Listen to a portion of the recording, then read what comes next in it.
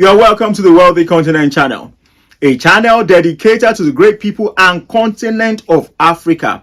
Remember, it is not the place that defines the status of the people. Rather, it is the people that defines the status of the place.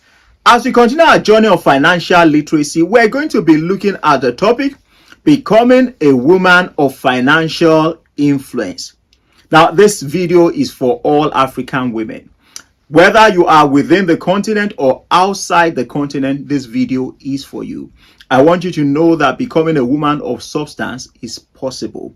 Now, the two reasons is because one, when we talk about finance, is driven by knowledge, principles, and habits.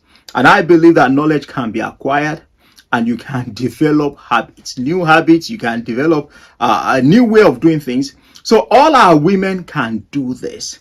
Now, if you are married, I want you to know it is possible. If you are single, it is possible. For those who are married, I'd like you to work together with your husband and look at this from a marital point of view.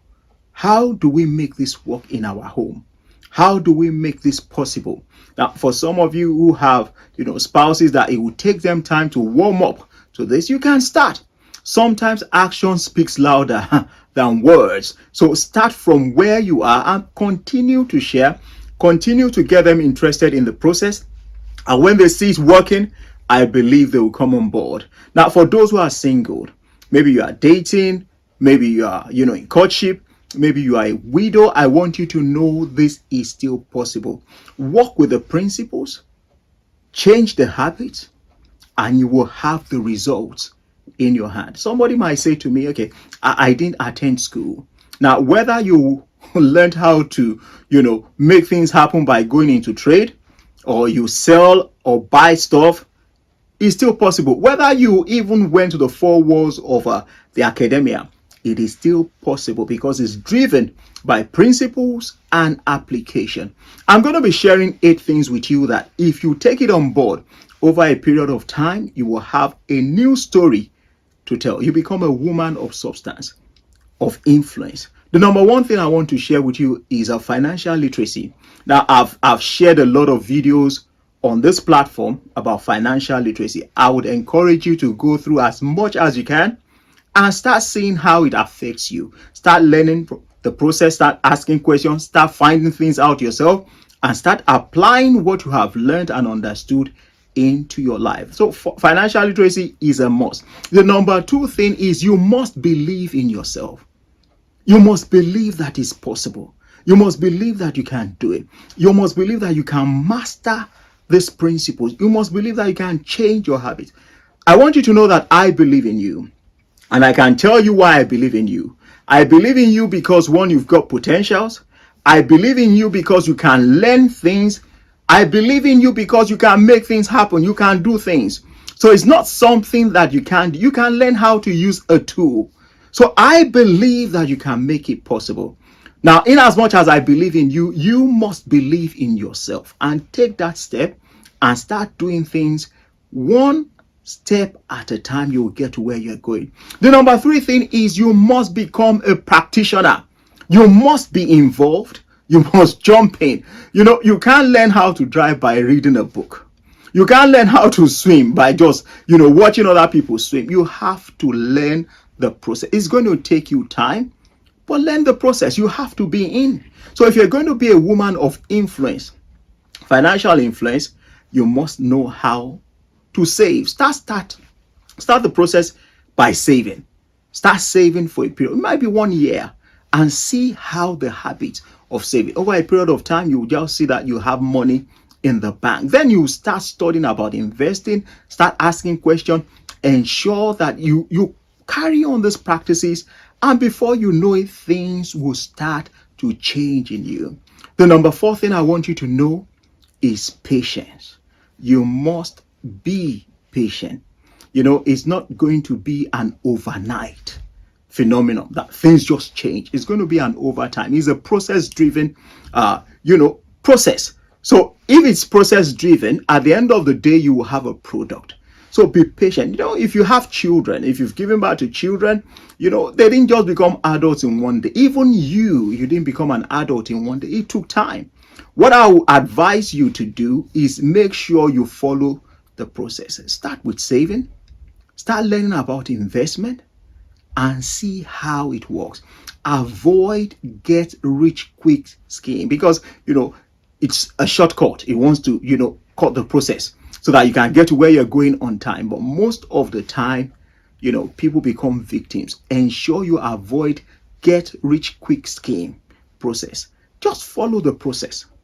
Just work on the process. Give it time and it will work for you. Understand there's a journey. It's going to take time, and at the end of the day, not only will you change as a person, your finances will be transformed. The number 5 thing is get your family involved. The more you teach this thing, the more you share with others, the more you talk about it, the clearer it becomes to you. So use your family as an example. Talk about finance. Share about finance. If your friends come on board, your colleagues, talk about finance. The more you talk about this, the more you understand it, the more it becomes clearer, the better for you when you are applying it to your life. The number 6 thing is you must keep your why in front of you. Why are you doing what you are doing? Why do you want to become a woman of financial influence? What is the driving force? What is the motive?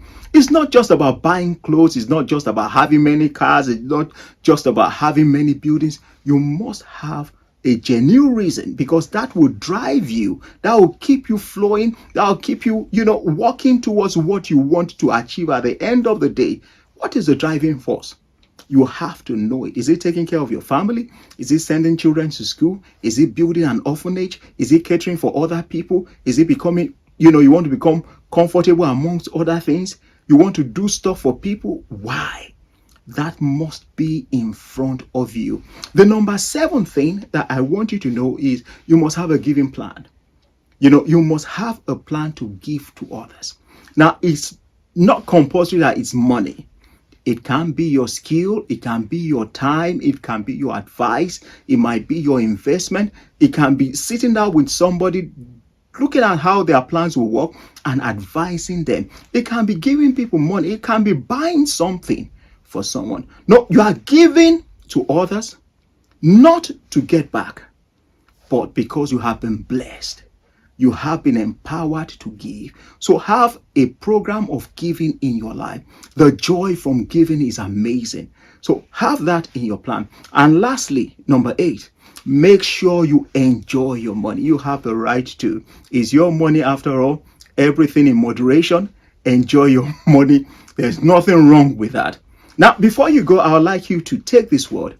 Many years ago, I met someone, and the person was telling me about their finances. And what I could see was that the person wasn't financially disciplined.